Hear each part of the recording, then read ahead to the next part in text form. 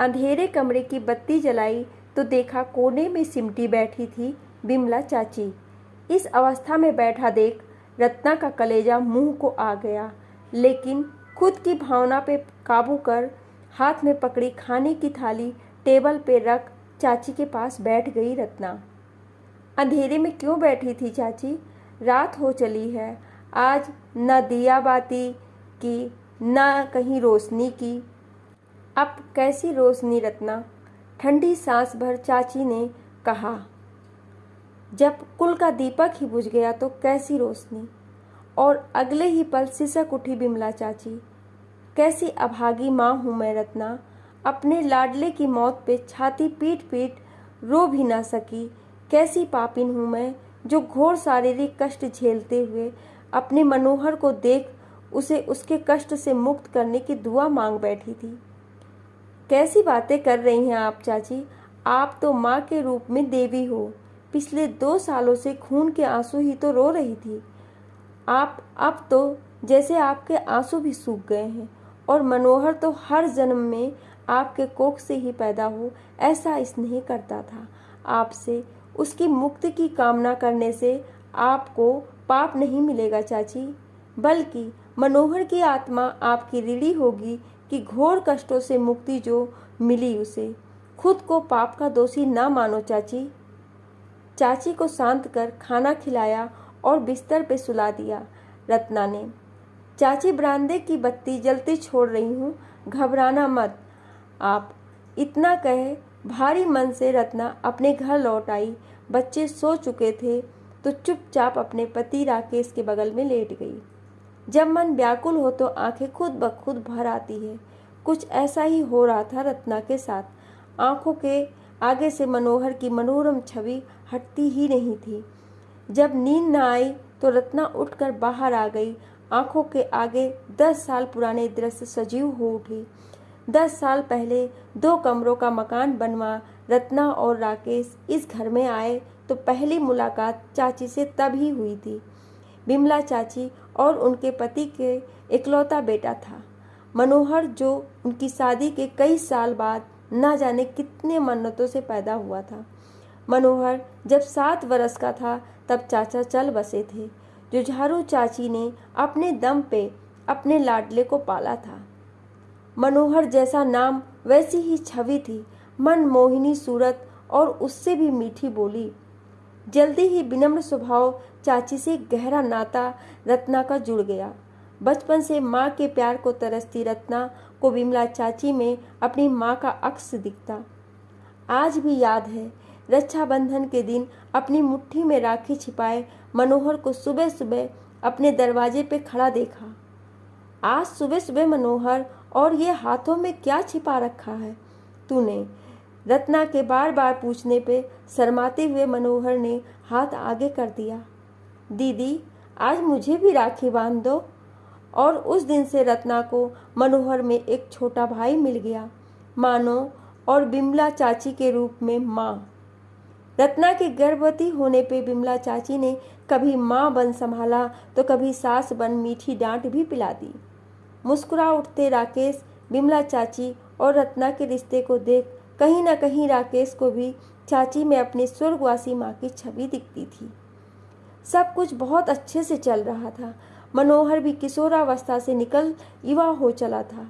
एक मित्र के बहन की शादी पास के शहर में हुई थी और जब पहला त्यौहार आया था मनोहर के उस दोस्त ने मनोहर को साथ चलने को कहा, जिसे मनोहर मना न कर पाया। नियति ने पहले ही बहुत कुछ तय कर रखा होता है और हम प्राणी तो कठपुतली मात्र होते हैं। तभी शायद आसानी से अपनी माँ को कहीं अकेले छोड़ नहीं जाने वाला मनोहर उस दिन आसानी से मान गया। बहन के घर से लौटते लौटते देर हो गई थी, इसीलिए वहाँ सबने रोका भी, लेकिन दोनों लड़के रुके नहीं। जाने कैसे एक झपकी सी आई ड्राइवर को और अनर्थ हो गया।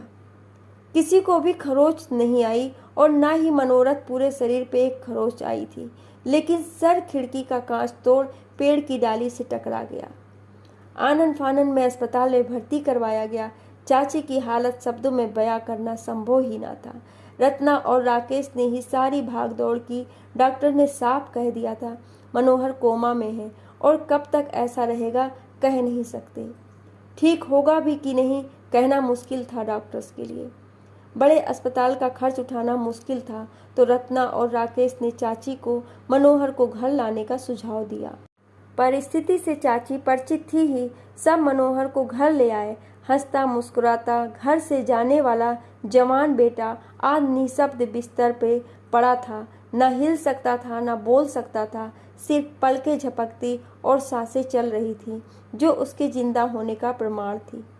बिमला चाची एक कर्मयोगिनी की भांति लगी थी। अपने लाडले को संभालने में दिन के 24 घंटे कम पड़ जाते मनोहर की सेवा में। नाक में लगी नली से खाना दिया जाता, सांस चल रही थी तो शरीर के दैनिक कार्य खुद हो जाते। बिना चेहरे पे सिकन लाए बेटे की गंदगी साफ करती चाची। भरा पूरा बदन धीरे धीरे सूख कर कांटे की तरह होता जा रहा था। कई बार पूरी रात आंखों में कटती इस आशा से कि कहीं बेटा उठकर बैठ ना जाए। बिस्तर पर लेटे लेटे पीठ पे छाले बन जाते। मनोहर का कष्ट देख एक बार तो ईश्वर से विश्वास हिल जाता रत्ना का। रत्ना और राकेश हर पल चाची के संबल बने खड़े रहते। 2 साल के निरंतर सेवा के बाद भी स्थिति जस की तस देख किसी नाजुक घड़ी में चाची ने मनोहर की मुक्ति मांग ली, शायद ईश्वर से। और ईश्वर की लीला तो देखो, जिस माँ की चीख चीख कर ईश्वर से अपने बच्चे के लिए दुआएं मांगी, उसे ईश्वर ने नहीं सुना, लेकिन उसकी मुक्ति सुन ली। और उसी रात मनोहर की सांसें भी थम गईं। घोर कष्ट भोग मनोहर तो चिर निद्रा में चला गया और उसकी मुक्ति की दुआएं मांग चाची ने खुद को अपराधी मान लिया। तभी कंधे पे स्पर्श पा रत्ना की तंद्रा टूटी। देखा तो राकेश थे। इस समय यहाँ क्यों खड़ी हो, तनिक भी सोई नहीं क्या? खुद की भावना पे काबू ना रह सका रत्ना का पति के गले लग जाए जार जार रोई रत्ना। चुप हो जाओ रत्ना, भाई तो चला गया लेकिन माँ तो है, उनकी जिम्मेदारी अब हमारी है और उनको संभालने के लिए तुम्हें खुद को मजबूत करना होगा। राकेश की बातें सुन रत्ना आश्चर्य से अपने पति का मुंह देखने लगी। अरे ऐसा क्या देख रही हो? कल से चाची यहीं रहेंगी हमारे साथ माँ बनकर।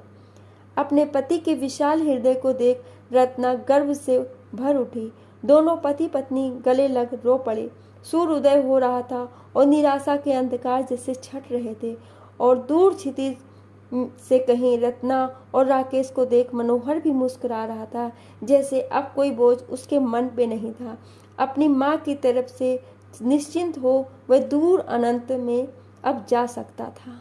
आपको मेरी कहानी पसंद आए तो कृपया उसे लाइक करें, कमेंट्स करें और मेरी अन्य कहानियाँ सुनने के लिए मुझे सब्सक्राइब करें।